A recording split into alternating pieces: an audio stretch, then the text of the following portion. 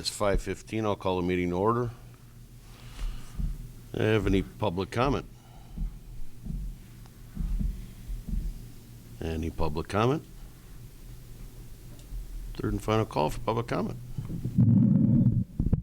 Moving on, minutes from previous meeting. Consider placing the minutes from March 24th meeting on file. You want to use my microphone? Oh, I'll make a motion to place the minutes on file. Mark, you're sitting in the wrong I'll spot. second it. I have a motion and a second for the minutes on file. Do I have any discussion? Hearing none. All those in favor signify by saying aye. Aye. Opposed? Motion carries. Nuisance complaints and vouchers. Nuisance complaints. Any questions? I have none. Are you here for that portion? Yes, Well, I sir. got lots of them. I think it's just the usual suspects from what I could tell. What's that? It's the usual suspects from what I could tell. Yes. Okay. 418 West Main will probably get a citation tomorrow because nothing has been completed there yet, so. All right. Discuss and consider approving the vouchers. I'll make a motion to accept the vouchers as printed. I'll second the motion. I have a motion and a second. Any discussion? Hearing none. All those in favor signify by saying aye. Aye. Opposed? Motion carries. General agenda items for consideration. Discuss and consider firefighter occupational physicals. Yep, so wanted to bring this to the committee's attention. This is something that I've looked into as far as an occupational physical. You have in your packet, I believe, the information from MedCompass on pricing for a basic employee physical, which would include a respiratory medical questionnaire, pulmonary function test, 12-lead resting blood pressure, and urinalysis. So looking at, and then the other documents that you have with you tonight that are from SPS 330, which is state statute related to fire departments.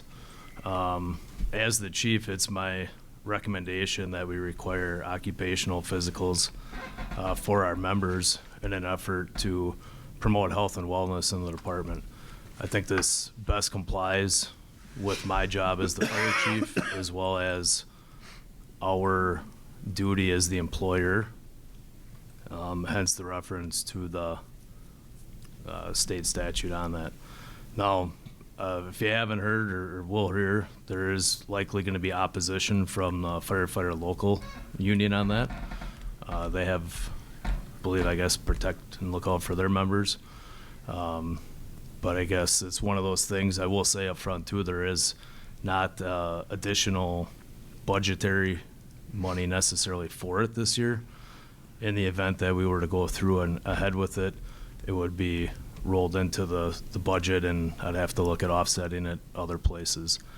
If we were to do all 22 full-time members of the department, which is what I would suggest, the part-time would not apply to this.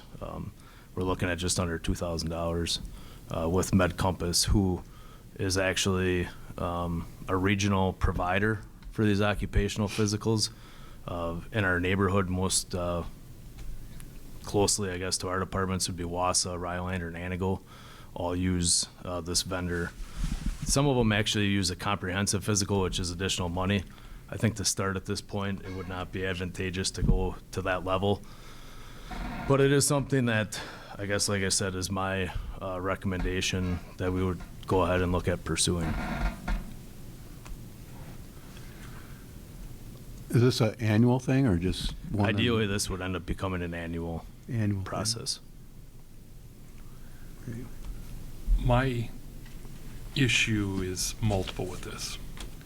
I have no idea what Mike Rick's feelings are, but the city never had to undergo, like the county did, these biometric testing. And the county forced all of its employees to go through this testing. And it created such turmoil and hostility in the workplace, it wasn't even funny. And then also, they then went after our insurance rates and said, you have to pay a higher into your plan because of the fact that you're not meeting our biometric levels. And someone who smoked, I didn't smoke at the time, but smokers, they really got hammered, and well, right or wrong. It created this hostility because I know Mike doesn't smoke, but I do, and this jerk's paying less than me, and I'm choices. That's one issue. Number two is a former fire chief, not you, brought this upon your membership, and if I remember correct, 3 guys were sidelined for a considerable amount of time, and all their cases were misdiagnosed. They had 3 people that were just misdiagnosed with heart ailments, and all 3 of them were fine, but they missed considerable time of work and money out of their pocket. The vendor says, hey, we're going to Wassa Fire for 3 days. That looks great. I actually spoke to someone at Wassa Fire who said they're just doing our hazmat team because it's required. They're not doing the entire department. Yep. So, although he said the prices were really reasonable. Sure. So if I can, on your first question, so the first one related to whatever happened at the county. The county doesn't have firefighters, so they're not privy, it wouldn't be required. We're comparing apples to pears, I think, in that case. Additionally, this is an occupational physical only, so even the results of the physical are not shared with me. It's simply done because it's required by the employer as a pass-fail. So the patient, so to speak, or the employee still maintains their own healthcare records. We cannot require them to share them with us. We don't even have to know, we can't know unless they voluntarily do. We wouldn't even know. So it has nothing to do with the city's health insurance because that's not the same thing.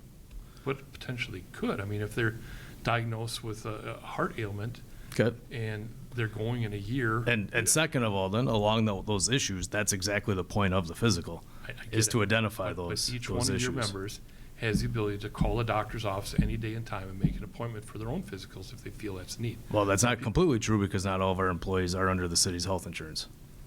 So you tell me that of your 22 line employees, there's a couple that have no insurance? So if you look at SPS 330, point 15, the first paragraph 1, the employer shall assure that firefighters who are expected to do structural firefighting are physically capable of performing duties which may be assigned to them. So if we cannot ask for an employee to go do it on their own and expect those results. Just like with this, we can't get the results. But by requiring it, we are helping to assure that those firefighters are physically fit to do the job. That's on us as the employer. For me in particular, as the fire chief, as it states in paragraph 2, the fire chief may not permit a firefighter with known heart disease, epilepsy, or emphysema to participate in fire department emergency operations unless a physician's certificate of the firefighter's fitness to participate in such operations is provided. So with that, and once again, not to disclose health information, but as far as any misdiagnosis, that doesn't mean it was a misdiagnosis. It just means that additional follow-up was needed. Interestingly, the same thing on our pre-employment physicals of recent hirees has had the same results, where our contracted provider to provide the pre-employment physical in their 12 lead noted some abnormality. That doesn't mean they can't do the job. It just means that at that point, they would go to their provider, their doctor, that says, and like we do almost really with work comp, bring us something back from your doctor that says you can do the job. And what it does then, I believe, is take off the liability from us, the employer, and the city.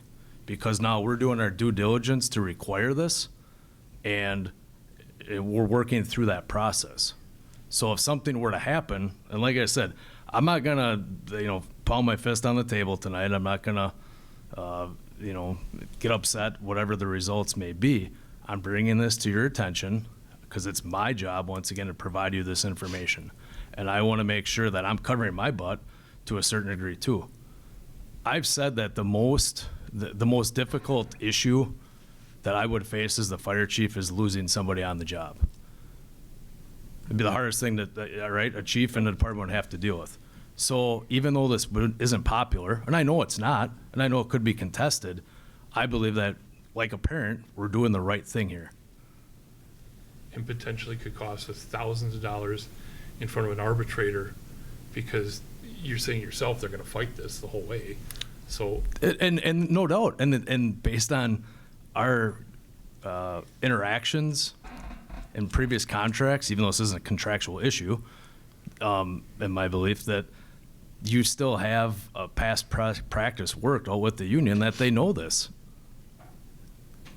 Say it again. They know that anytime they put up and say, hey, we're going to fight this, they know that the city's reluctant to legally contest or go to arbitration or whatever the process may play out. So we've already played our hand in previous years, so they know that. And at some point, I don't know when we are going to say, hey, we think this is the right thing to do and we're willing to invest in our employees to protect them. Another thing that I think is misleading, not on your part, but on the company's part, and their thing is, they talk about OSHA and OSHA, and Wisconsin's not an OSHA state. So, Well, but if you actually look at that as well in SPS 330, we do, though, there is a portion of OSHA under 330.12 where it talks about the self-contained breathing apparatus that does actually reference the OSHA standard. right, but Wisconsin municipalities are not under OSHA. But we are under the standard. This is our standard, which references OSHA in this particular standard. So while, yes, I agree, we're not an OSHA state, we're not under all of the parameters of it. When it comes to example for the self-contained breathing apparatus, that's where then we actually are. That's why departments, we have to do fit tests. That's why you have to be clean shaven. So there is a reference to OSHA. I believe with the fact that we can't get a qualified candidate for your department that is the standard prior to this last hire. The fact that I've experienced firsthand what this does to a department, I don't think this is bad. And financially, what it's gonna cost us for our new lawyers to fight this, I don't think this is something that we should move forward with. I really don't. I don't know what anybody else's thoughts are. I agree. I think it's gonna cost us more. I mean, I get where Josh is coming from, that we need to keep an eye on our firefighters, but we also need to, let them, they're grown adults. We need to let them handle their own, I guess, is. Can you find out what it would cost just to do like cancer screening, blood test screening? I think that'd be something that they would probably. Yeah, I don't think you're gonna like that answer. Okay. So they came back, and this actually is the pamphlet that they brought back from one of their conferences, and I believe Union President Miller said the test to run the cancer screening was $600 a person. So, the other part, like I said, with the physicals and stuff like that, with the pulmonary function test, like we interestingly do with the new hires, obviously it's easier to do it on the beginning end, but what we're trying to also track and pattern for them is changes in the condition. So by setting like initial bloodline for your pulmonary function test, for labs, those type of things, that's kind of why we would want to get into a program to help along the line to determine if there's any changes in those values. I'm not opposed by any means to the cancer screening. I would be well supportive of it too, but we can't. But if you're not going to spend $90 to do a physical for them, I don't see the city spending $600 a person doing the cancer screening. And I guess as a taxpayer, you're kind of expecting that they're able to do their job. I mean, as far as either on the paramedic side or the firefighter side, I guess when it boils down to it, why even screen them pre-employment for physical then if you're not going to have any standards a year or 10 years after? We could open up a big box of worms and talk about other departments and Yep. Marshfield and everything else. And No, I hear you. I don't want to go there. I'll make a motion to table this. I'll second. I have a motion and a second to table this. Actually, there's no discussion. Discussion. We need a vote, though, correct? We do. You could change your mind or I could. No. So, all those in favor signify by saying aye. Aye. Aye. Opposed? Motion carries. Discuss and consider a temporary Class B beer license for the Merrill Eagles on May 17th, 2025 at the Merrill Fairgrounds Eagles Beer Stand, 2001 East 2nd Street from 11 a.m. to 8 p.m. in conjunction with Merrill Food Truckapalooza. I'll make a motion to approve the license. I'll second it. A motion and a second. Any discussion? I'll ask Ms. Sabal, are you going to go back and forth between the two beer vendors? Is that your plan for the future? Yes. Okay. That's, Here's the two. No, go ahead. my goal is to have them go through and switch back and forth as long as they both have enough people to operate. Okay. Are you going to have your so you're not having your separate run down there? Because last year you guys sold beer through Sawmill. But That's not- what the next Yep. picnic license is Oh. for. I didn't realize it's the same day. Yes. Thank you. Any other discussion? Hearing none, all those in favor signify by saying aye. Aye. Opposed? Motion carries.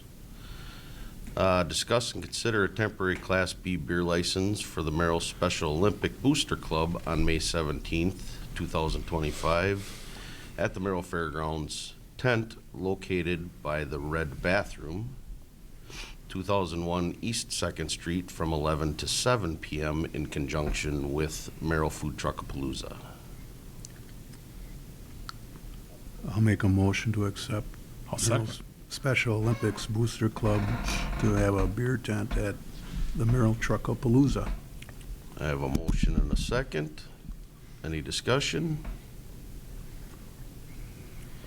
Is that time correct? They are only till 7? I didn't realize that Eagles put theirs until 8.